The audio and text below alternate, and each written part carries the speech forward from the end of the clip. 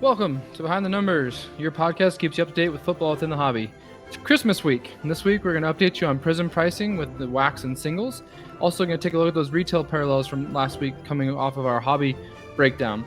Immaculate Obsidian releases we'll touch on in terms of the wax prices and initial thoughts. We'll dive into week 15, update you on the playoff picture, and check in with our rookies. Now, it's time for the show. Do you have a valuable card collection but you put zero effort into storage? Do you keep your cards in a box like this? Or like this? Something like this? This? Ho ho ho! What are we doing here? You need Pastime Marketplace. Pastime Marketplace is the Mercedes-Benz of sports card storage. The cases come in a variety of sizes. They're waterproof, airtight, dustproof, and extremely durable. If you care about your collection, visit PastimeMarketplace.com and treat your cards to the storage they deserve. Don't forget to use discount code BENCHCLEAR to get 10% off your order.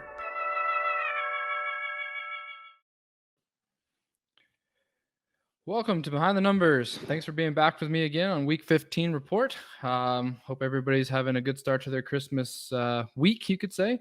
Dumped on us tonight. We got almost a foot and a half of snow to start off our Christmas break. Took the kids and family while went skating this morning, had a good time, and just starting to settle in, getting arrangements made for Christmas, where we're all going to stay in and be safe and try to have a good time of it. But hope you will have a great Christmas with you and your family, and just enjoy the time and try to make the best of 2020 as we say goodbye to it, which I think a lot of us are in the position to want to do. So with that, though, we still had football. Football was again great this week. Some really big surprises. Just a lot of different guys performing, some guys underperforming. And I don't know about you, it was fantasy football playoff week. It's a big week. Probably one of my worst playoff weeks I've had in fantasy in a long time. Definitely lost in a lot of places. I won a couple, but did not go well for me in fantasy. So I hope your fortunes were better. But right off the bat, guys, I thought we'd just jump into our Prism pricing, just checking in to see where it's at. It has dipped a little bit, just coming down in terms of the retail at least. Hobby seems to be bumping up a little bit in terms of wax prices, and had a couple just notable single prices for you. And then we'll jump into the Prism parallels for retail that we didn't get to last week because we focused on the hobby section. So in terms of the wax, we got our cello packs are now just right about 30. I think that's where they were last week. Hangers at 40. Blasters at 60. So they've come down a little bit more. So they were 70, 65, now 60, I believe. The mega boxes 120 to 150. Hobby boxes now 1,000 to 1,200. They're climbing a bit. No huddle boxes around 950. I did get a glimpse of a few friends of mine on Facebook finding new restock. So another restock hit for retail. So if you're in a position to go check some stores and you don't have, you have a chance of getting some, maybe go check it out and see if there's anything laying around for you. They looks like they have done the second restock, at least in the US. Still haven't seen it in Canada yet. So we're just waiting to see if that's even going to happen. I don't think it happened last year, so I wouldn't be surprised if it doesn't happen this year. But just some notable singles out of Prism is Justin Herbert's Silver Prism Auto, $23.95, $2,395 for a Silver Prism Auto. It's a sticker auto, so it's a pretty incredible price. And that, to me, right now, it's easy to see that Herbert is driving that product like crazy. He is playing extremely well. He had that one hiccup against New England. Played really good on national TV, and it's just so funny to watch after those games. As soon as he played on Thursday night, everybody in search of Justin Herbert cards. It's just so funny to see people just gravitate towards one performance. But he's been consistent all year in terms of playing really well, and it's definitely carrying the Prism product right now. To a Hyper Prism, it's one of the Prism features I really liked last week. I talked about 300.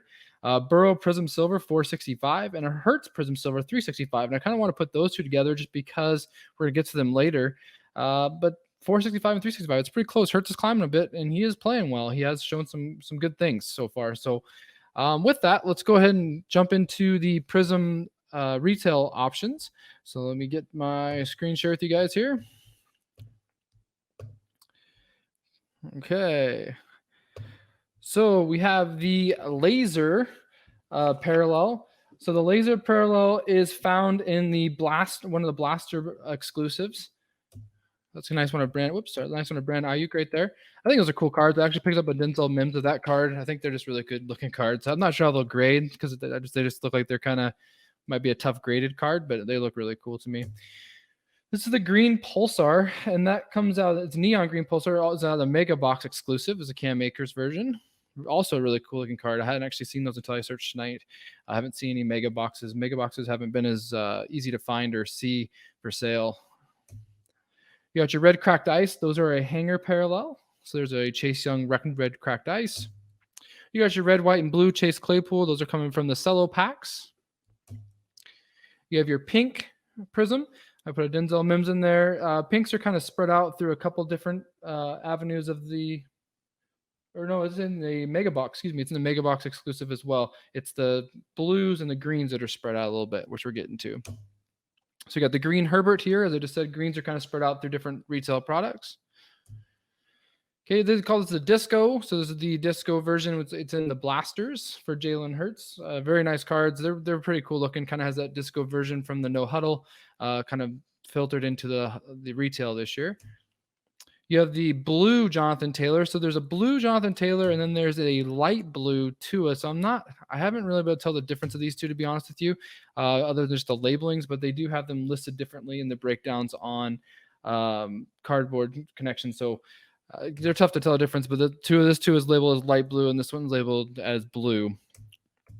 Okay, so there's actually all the retail options. A lot of this other ones we covered last week. So just in general, I think they're pretty cool. I think the Neon Pulsar is probably my favorite of that group. I definitely think like that and the Laser are just really cool cards. None of them are numbered, so they are just kind of like you can call them SP if you'd like, but they're just kind of your overall variations of your retail base that you could get. So with that, we're just going to move into the new releases. So the Obsidian is just coming out right now, and Immaculate's been out for just a little bit less than a week.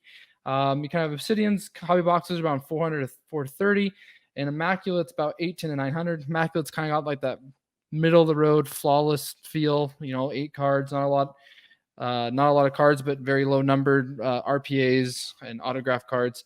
Very sharp looking. Obsidian, I couldn't find too many singles yet because it's barely even been opened yet. So not a lot of singles pricing on that yet. I'll have some of that for you next week. And I'll probably put up, since we just covered Prism parallels, I'll probably put some parallels of each of these products next week for you just to get a good look at them and just in general how they look. Like I said, Immaculate has the flawless feel. I just pulled a couple singles for Immaculate since it's been out a little bit longer. Brandon Ayuk RPA out of 25, 132.50. Nice black and gold signature. It's a pretty sharp looking card. So it looked good to me. And just I like the different colored autos of the signatures. Just I gravitate towards in terms of my preference. So that was a pretty cool looking card. Justin Jefferson RPA out of 14 for 257. Out of 14 is a pretty big card. And the Chase Claypool out of 14, also 300. So it's kind of interesting to see that Claypool's went for higher than Jefferson in this case, which is probably a little bit in the market, being a little bit better market with Pittsburgh, even though they've been sliding a bit. But still a pretty good start out of the gate in terms of some of those just simple receiver pricing for Immaculate. I'm sure the Herberts and Tuas will be much, much higher. And I'll have a little bit more update for you next week on that. So just in terms of our rookie report, I kind of changed my tiers a little bit. I kind of threw more guys in the tier 2 that have been really performing. They probably should have been there a long time ago. But our tier 1 guys, Joe Burrow's out, as we know. Justin Herbert, as I said, had a pretty big Thursday night game. Came back and beat Vegas in Vegas on Thursday night. He was 22 for 32 for 314, 2 TDs, 4 for 14 on the ground with 1 TD. That 1 TD was the game winner to beat them in the fourth. Tua 20 for 26 for 145, so not overly impressive at all. Throwing with 1 INT. He had 3 rushes for 9 yards, but 2 TDs. He had 2 little 1-yard plunges. They did take care of business with the Patriots, so if you kind of compared Tua's day to Herbert's day against the Patriots, very similar. So again, Belichick getting after those rookie quarterbacks, making it very difficult on them. But Tua was able to get the win, which is really important for his team in terms of the playoff picture as they're holding that 6-7 seed, which we'll get to later in the show. Jalen Hurts, 24 for 44 doesn't sound very good, but 338 and 3 TDs, 11 for 63 and 1 TD. He had a monster fantasy day. He's definitely putting up the numbers. He had to duke it out with Kyler. Kyler's one guy that burned me in a lot of leagues. It seemed like the other team had Kyler a lot versus me, and Kyler went off. But Hurts put up some great numbers, and if he puts up fantasy numbers, he has appeal. I do think we're going to talk about him later with Burrow, as I said. I do think that he is he's getting a lot of momentum. So definitely his stuff's rising. I sold a few big cards of him just last week. Might have been a little bit early. I still am not sure of the long-term arm talent, but like I said, over time we'll see. But right now with the 338 and 63, he's got 400 yards of total offense and 4 touchdowns. That's hard to ignore. That's really impressive, especially at Arizona in a pretty big game for both. Arizona's trying to keep up in the playoff picture, and Philly's trying to keep themselves relevant in the NFC East. So definitely a pretty good performance from him, and they played Arizona very tough. He did take 6 sacks, like I said, so his sacks kind of came back. Last week he had 0. This week he had 6, so that was more of an issue than last week. So you're seeing that same stuff that Wentz struggled with, Hurts was struggling with as well. So that's our tier 1 guys. Coming down to our tier 2s, we got CeeDee Lamb, 5 for 85, led the team in receiving this week with Dalton. Justin Jefferson, 8 for 104, led the team. Clyde Edwards-Helaire, 14 for 79 and 1 catch for 4, but had a nasty high ankle sprain. He's going to be out for probably the regular season is the initial report, so he won't be back till playoffs maybe. Jordan Love's not playing. He's just in tier 2 because of price. T. Higgins, 3 for 31. Chase Claypool, 3 for 54. I moved Jonathan Taylor to tier 2. He's 16 for 83, 1 touchdown, 4 receptions for 12 yards. Brandon Ayuk, I moved into tier 2, 9 for 73 with 1 touchdown. He just keeps putting up numbers with the second and third string quarterback. I just can't believe how well he's doing with the situation the 49ers have at quarterback right now. Antonio Gibson missed one more week with turf toe. James Robinson against a very tough Ravens defense was 16 for 35, 3 catches for 18 and a touchdown. For the finishing up our tier 2. Tier 3, DeAndre Swift, 15 for 67, 2 touchdowns, 4 receptions, 15 yards. He's slowly starting to get some momentum after he's coming off his injury. Even though the Lions aren't very good, he's putting up numbers. So if that team can get on track next year with the new coaching staff, he's shown a lot. He's catching the ball, running the ball, so I do like him. Judy, 1 for 19. Broncos just can't figure it out when it comes to the quarterback and Judy position. Like, they just can't get Judy the ball. But last week was especially rough against Buffalo. Dobbins, 14 for 64, 1 TD, 1 reception for 17 yards as he's taken over that backfield. Chase Young, only 3 tackles, no sacks or any big plays this week. Pittman, 2 for 19. Rager, 5 for 49. Akers slowed down a bit, 15 for 63. 13 for 81 for Zach Moss, who's starting to take over that backfield. Chenault, 5 for 43. Ruggs, nothing. KJ Hamler, 1 for 4. And my boy Denzel Mims, 3 for 18. Pretty normal week overall. A couple underperformers, but nothing too big, nothing too small. Again, Jefferson just continues to impress me. Ayuk's really impressing me. Dobbins is starting to get some momentum, which I really like, and I still think the Akers that game was just kind of a anomaly, which we'll get to here right now. But can't believe that the Rams lost that game. So with that, takeaways for week 15, my 5 takeaways. Jets play their way out of the first pick. They beat the Rams at LA. So the 0-13 Rams beat the 0-13 Jets beat the Rams in LA to also put them in currently the second pick in the draft and not the first pick anymore. So I'm sure if you're a Jets fan listening to this, you're probably not having a good day. I'm a little indifferent on Dallas's win myself. They were kind of pushing themselves out of the draft pick position as well. But just unbelievable that the Rams dropped that game. It was a gimme game. It just seems like they tend to do that at times. And so Akers kind of had a slow game. They just couldn't get much going offensively. It was a little too late. And Donald played pretty well. He was pretty efficient in that game. Didn't turn the ball over like he normally has. And they got the win. And so there will be no 0-16 team this year, which I guess is good. But it's pretty unbelievable to see the Jets. That's the team they beat. So I was definitely surprised by that. And with that, even almost just as surprising as the Steelers continue to slide. They lost their 3rd straight. They lost to the Bengals with a 3rd-string quarterback in Cincinnati. The Bengals defense was really tough. They do have some good pieces in the secondary, and that team, they can fly around. But I mean, they don't have Joe Mixon. They don't have Joe Burrow. They're missing a lot of their major pieces offensively, and they still found a way to get it done. Believe it or not, Ryan Finley is beating him with his legs, which I couldn't believe. So Steelers are now. They're in the 3 seed now. So the Bills are ahead of them in the playoff picture, which we'll get to here in a second. But KC's pretty much got the 1 seed wrapped up in the AFC. And so Steelers continue to kind of shift down a bit from where we thought they were being undefeated. As we talked about earlier, Herbert impresses Thursday night by beating the Raiders in Vegas. So I won't go over that again. Bucks narrowly escaped in Atlanta. So Tampa Bay was off to an awful start. Atlanta got on them early. Brady was able to bring them back and put up a pretty big game himself statistically. And get that win. I'm just concerned if that kind of slow start's not going to work in the playoffs. And it seems like the Bucks only play well when their back's against the wall. So we'll see what they're going to be as a playoff team. They're really a wild card. They can either just flop in the playoffs or they can make a run. And so that's going to be a really interesting storyline as we get closer to the playoffs. And the last one was the Chiefs did come with a big win at New Orleans, beating the Saints with Breeze coming back. And Breeze also had a really slow start, definitely was rusty. Took some pretty bad shots to those ribs. I was definitely worried about watching, but the Chiefs did take care of business, and the Saints were also very competitive in that game. They definitely gave the Chiefs some trouble. So that was a fun game to watch. So as of right now, in terms of the playoffs, if you're looking to buy or looking to kind of get in on some guys that have a chance to make a little bit of run, right now, 1 seed in the AFC is KC. You got 2 is Buffalo, 3 is Pitt, 4 is Titans, 5 is Browns, 6 Colts, 7 is Dolphins, with the Ravens right on the edge.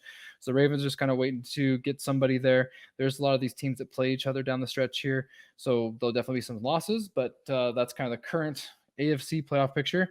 The NFC picture is Packers pretty much have the 1 seed locked up in the NFC, the Saints 2, Seattle 3, Washington's the 4, but that's because they're winning the NFC East right now.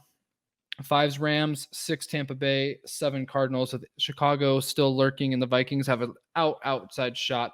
But they lost last week. Is pretty bad to the Bears. It really hurt their chances.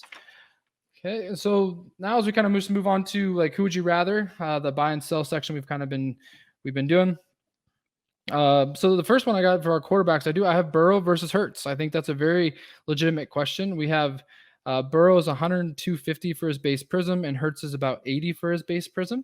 I put these guys on here because I do think they're in opposite trajectories right now. I do think that Hurts will pass Burrow, especially if he keeps putting up big numbers as he finishes the season. He's going to have a pretty a very climbing type growth in his prices. And I do think Burrow's the opposite. I think Burrow's going to continue to fall as people don't hear anything about him and his knee recovery. And as Ty and I talked about 2 weeks, Burrow's probably, when week 1 comes and the Bengals say, hey, he's not ready, it's going to drop some more. So I do think these two guys are a good comparison because they're going in opposite directions.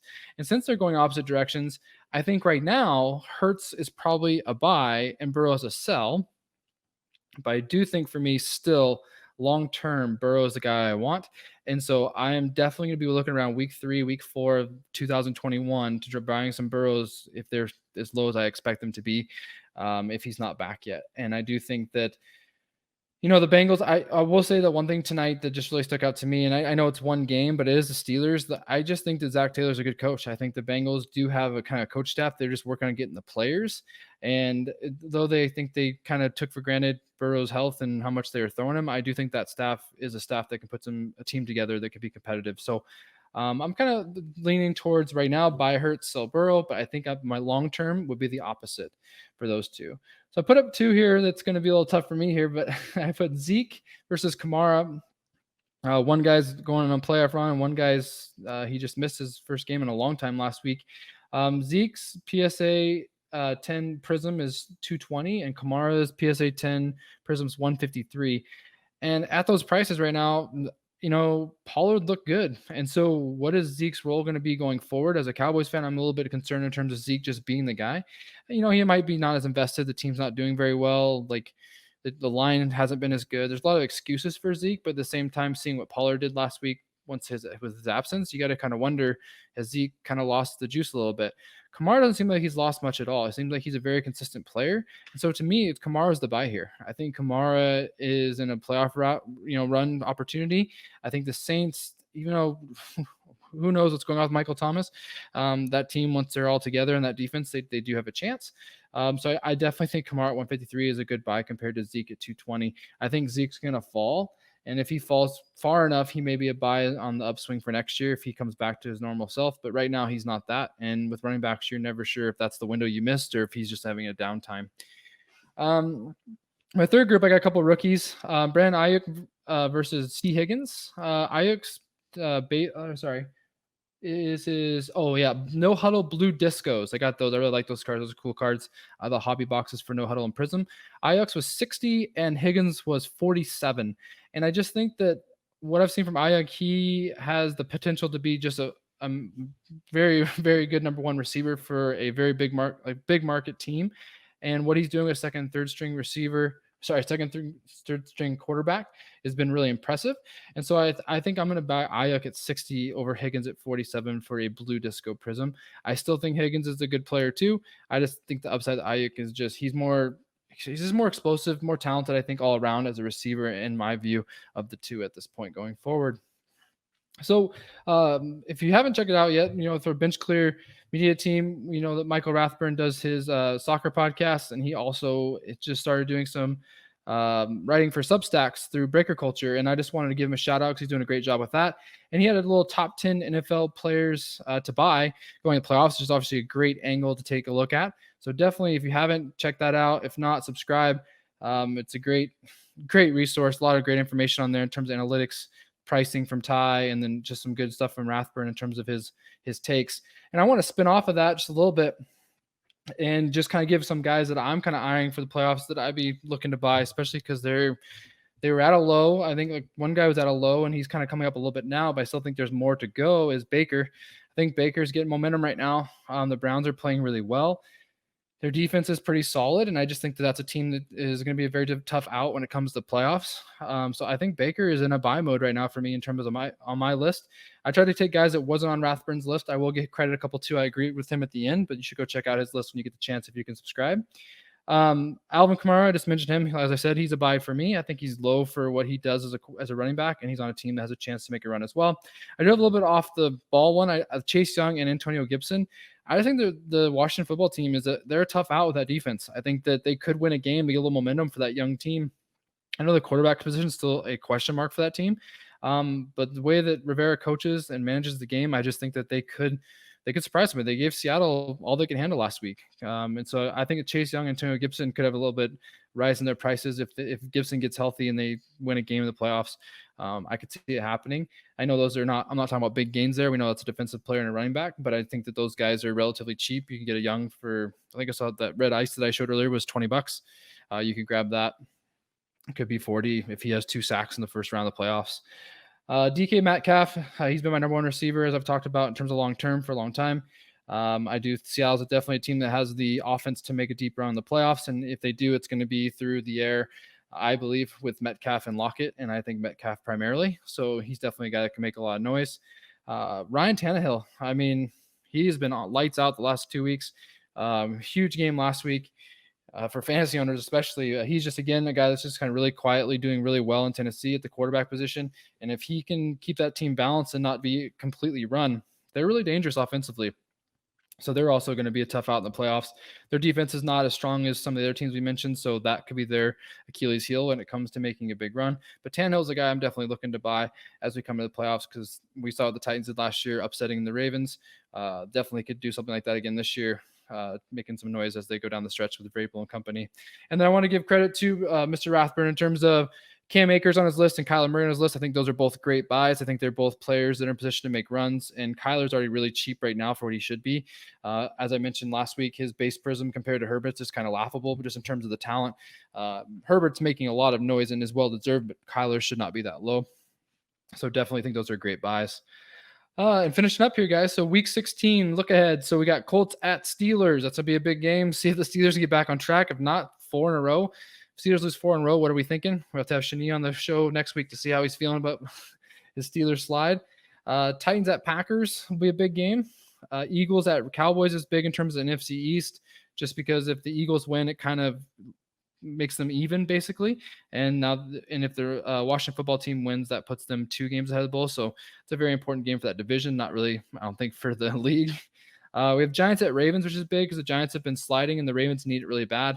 That's why the line's minus 10.5. The Ravens. The Giants don't have Daniel Jones. They're going with Colt McCoy. It's going to be a pretty ugly game. I think the Ravens win that pretty easy. And then the huge game, like probably the game of the week, is the Rams at Seattle. That's basically a division winner. The Rams dropping that game put them back behind Seattle when they're ahead. The Rams can beat them again in Seattle. They're going to have the division in control if they cannot drop another simple game. So, but back to just the Christmas stuff. Again, hope you guys have a great holiday with your family and friends. Leave a comment in the show if you have any questions or concerns about the show. I appreciate you guys being with me in this, and I look forward to talking to you guys in 2021. Appreciate being here. Thanks. Take care.